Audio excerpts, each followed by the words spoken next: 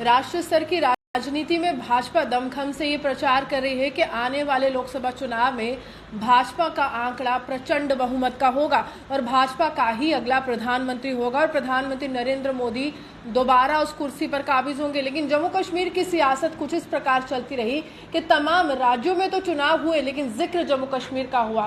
काफी लंबा समय बीत चुका है, जम्मू कश्मीर में स्थायी व स्थिर सरकार नहीं है, चुनावी प्रक्रिया होती नजर हुई नहीं आ रही है और कहीं ना कहीं विपक्ष के नेता सवाल उठा रहे हैं। और मेरे साथ इसी पर चर्चा करने के लिए अभी शाह मोहम्मद तांत्रे साहब है, पूर्व विधायक, और इनसे जानने की कोशिश करेंगे अगर जम्मू कश्मीर में चुनाव होते हैं तो पहले कैसे जनता के दरवाजे पर दस्तक देंगे और किस तरह की बातें जो है जनता के समक्ष रखेंगे जिससे वोटों का रुझान जो है अपनी पार्टी की तरफ आ जाए। तो तांत्रे साहब, क्या लगता है कि अगर चुनाव होते हैं तो मुख्यतः कौन सी ऐसी बातें रहेंगी जो जनता के समक्ष आप रखेंगे? नहीं, सबसे पहले मैं आपके माध्यम से प्रधानमंत्री जी को ये कहना चाहूँगा, ये रिक्वेस्ट करना चाहूँगा कि उन्होंने 15 अगस्त को जब एड्रेस किया था, which is considered as the most important speech in our country, तो उसमें उन्होंने कहा था कि India is the mother of democracy.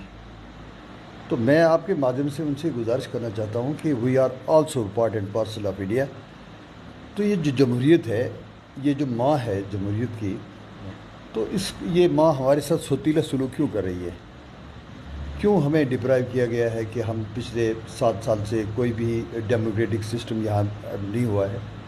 हालांकि 3 टायर सिस्टम, उसके लिए उनको मुबारकबाद दी जानी चाहिए, वो तो हुआ है, पंचायत सिस्टम। लेकिन जमहूरियत के लिए मैं प्रधानमंत्री जी से ये रिक्वेस्ट करूँगा, जितना जल्दी हो सके जम्मू कश्मीर के लोगों को भी जमहूरी इस निज़ाम के साथ जोड़िए। जमहूरी निज़ाम में कभी भी तरक्की नहीं हो सकती है जब तक कि आपके इलेक्टेड रिप्रेजेंटेटिव्स जो हैं वो जाकर वहाँ पे जाकर अपनी प्रायोरिटीज़ को फिक्स करें, लोगों के दुख दर्द को समझें। वो दर्द, वो दुख, वो परेशानियाँ जो आवाम को होती हैं, पब्लिक को होती है, वो बंद कमरों में बैठे ऑफिसर्स उसके बारे में कुछ नहीं जानते हैं। वो तो बंद कमरों में जो फैसले होते हैं वो आवाम के हक़ में नहीं होते हैं। आपने देखा पीछे भी जो जैसे जल्दबाजी में जो फैसले हुए, उसने भी जम्मू कश्मीर की पब्लिक को बहुत परेशान किया। तो मेरा मानना है कि जब भी इलेक्शन होंगे तो जो भी जीतेगा तो वो तो एक हमारी अपनी इसी मुल्क की छत्र छाया में वो काम करेंगे, उसमें कोई किसी को परेशान होने की ज़रूरत नहीं है। जो भी इलेक्शन जब nearest future we are expecting, तो हम उम्मीद करते हैं इलेक्शन हो, तो फिर उसके बाद ये देखा जाएगा, आवाम तक पहुंचेंगे। 5-7 साल से कट ऑफ हुआ है सारा सिस्टम, तो उसके बाद अपने अपने ढंग से सब नई तरह से सियासी ज़मीन खोजनी पड़ेगी। आपने खुद ही कहा कि 5-7 साल से एक पॉलिटिकल गैप रहा है जम्मू कश्मीर में, उस तरह का परिदृश्य रहा है कि राज्यपाल शासन है, उपराज्यपाल शासन है। अब नई तरह से सियासी ज़मीन खोजेंगे। अगर डिलिमिटेशन कमीशन का जो असर है यहाँ पर देखने को मिला, जो सीटों में काट छाट हो रही है, जी, डिलिमिटेशन के बारे में मैं ये कहूँगा कि वो एक प्रोसेस चला है। So far as Poonch is concerned, तो हमारे साथ तो बड़ी नाइंसाफ़ी हुई है।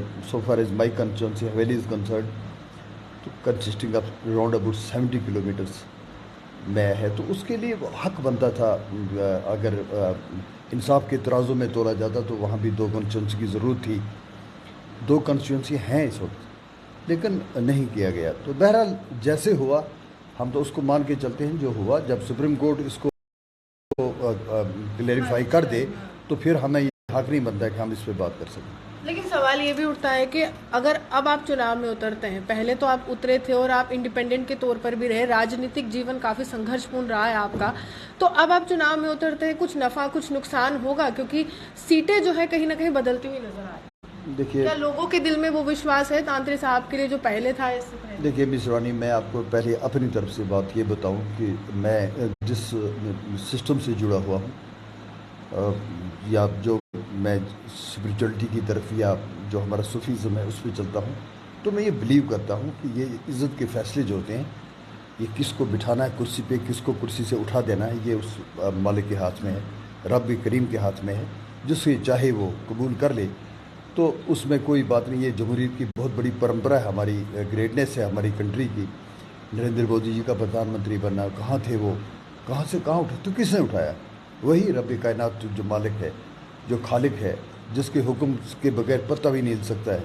अब ये उसकी मर्ज़ी है जिसको चाहेंगे। So far as my political careers concerned, मेरी लोगों के साथ जो रबते हैं, तो आई एम वेल सेटिस्फाइड। हमारे जो सिलसिला है जम्मू कश्मीर अपनी पार्टी के बैनर तले, चूँकि मुफ्ती मोहम्मद सईद साहब के मरहूम मगफूर एक बहुत बड़े ऊंचे किस्म के लीडर थे हमारे इस रियासत जम्मू कश्मीर के। हमारी बदकिस्मती है कि वो उनका उस वक्त चला जाना, तो उसके बाद अगर इस वक्त कोई उम्मीद की किरण आपको नज़र आ रही है तो सईद अल्ताफ़ बुखारी साहब हैं, तो उनकी उसमें रहनुमाई में हम इलेक्शन के लिए बिल्कुल तैयार हैं। और मुझे मानना है कि हमारा एक गरीबों का कारवां है और गरीब हमसे जुड़े हुए हैं। हमने साबित भी किया है माजी में, आगे भी साबित होगा। जो भी ताकतें आएंगी इंशाल्लाह हम मुकाबले के लिए बिल्कुल जम्मू तैयार में बहुत ज़्यादा हो हल्ला हुआ डिमोलिशन ड्राइव्स को लेकर, या फिर एंटी एनक्रोचमेंट ड्राइव्स की बात कर रही हूँ, तो पुंछ में भी क्या इस तरह से हालात बने? क्या पुंछ में भी लोग सड़कों पर उतरे? क्या पुंछ में भी लोगों ने आपसे संपर्क किया कि आखिरकार ऐसा क्यों हो रहा है? नहीं सर, वैसे मैं आपको बात बताऊँ, so far as over Jammu branch is concerned, तो सबसे पहला जो डिमॉन्स्ट्रेशन था इम्प्रेसिव, वो मैंने किया था, हमारे लोगों ने किया था। पुंछ में सबसे बड़ा डिमॉन्स्ट्रेशन था पूरे जम्मू ब्रांच में। तो उसमें हमने ये गवर्नमेंट से गुजारिश की थी कि ऐसा ना करें कि गरीब को परेशान ना करें। जो लैंड माफिया हैं उनके लिए गवर्नमेंट क्या करे, ये अच्छी बात है, लेकिन जहाँ तक गरीब है, कोई मज़दूर है, कोई किसान है, कोई छोटा मुलाजम है, किसी ने 10 मरला 15 मरले पर घर बनाया, तो उसको न छेड़ें। तो हम शुक्रगुजार हैं गवर्नमेंट के कि उन्होंने इसको मान लिया और ये इस सिलसिले को स्टॉप किया। प्रॉपर्टी टैक्स का क्या असर है आपके इलाके में? मुझे लगता है विरोध कि है या अगर समर्थन नहीं है? विरोध तो हमारी जम्मू कश्मीर का हर फर्द बशर कर रहा है, हर जगह से आपको मिल रहा है विरोध। उसमें मैं तो ये कहूँगा, अगर मुझसे आप पूछती हैं तो मैं ये कहूँगा गवर्नमेंट से, सेंट्रल गवर्नमेंट से, कि अगर आप वो बिल्कुल वो उसको असेस करें ना सिचुएशन को, कि जम्मू कश्मीर के लोगों ने मिलिटेंसी को फेस किया, 3 वॉर्स को फेस किया, बड़ी मुश्किल दौर से गुजरे। प्रॉपर्टी टैक्स की क्या बात है? हम तो ये चाहते थे, हमें ये तो उम्मीद थी प्रधानमंत्री जी से कि वो जल्दी ऐलान करेंगे कि जम्मू कश्मीर के लोगों को पानी बिजली मुफ्त दिया जाएगा। उसके बजाय हमें प्रॉपर्टी टैक्स, वो तो केजरीवाल साहब ऐलान करते हैं, या फिर आप भी 500 यूनिट की बात कर रहे हैं, अपनी पार्टी भी बिजली की बात कर रही है, प्रधानमंत्री तो उसको मुफ्त की रेवड़ी कहते हैं कि मुफ्त की आदत लगा रहे हैं। नहीं वो मुफ्त की नहीं, ये तो गवर्नमेंट तो by the people for the people of the people, वो तो गवर्नमेंट होती ही इसीलिए है कि आवाम को सुख पहुँचाना, दुख नहीं पहुँचाना।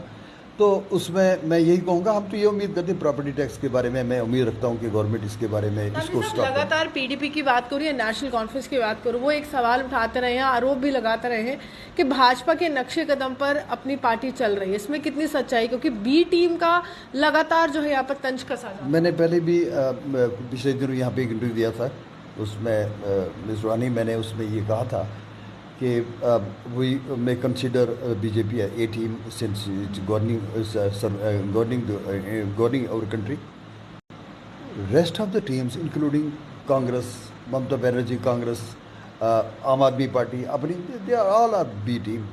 अब मुझे पता है कि इसका कंसेप्ट क्या है, मैं आवाम से, यही है कि आप उनके साथ चलते हैं और अंदर से आप दोनों एक हैं और बाहर आकर आप विरोध कर रहे हैं, क्योंकि ज्यादातर मुलाकातों का समय बुखारी साहब को मिला है गृह मंत्री के साथ, जो बाकी नेताओं को नहीं मिलता। नहीं मिश्रा, नहीं, मैं आपको एक बात बताऊं, मुझे इसको पूरा करने इस बात को,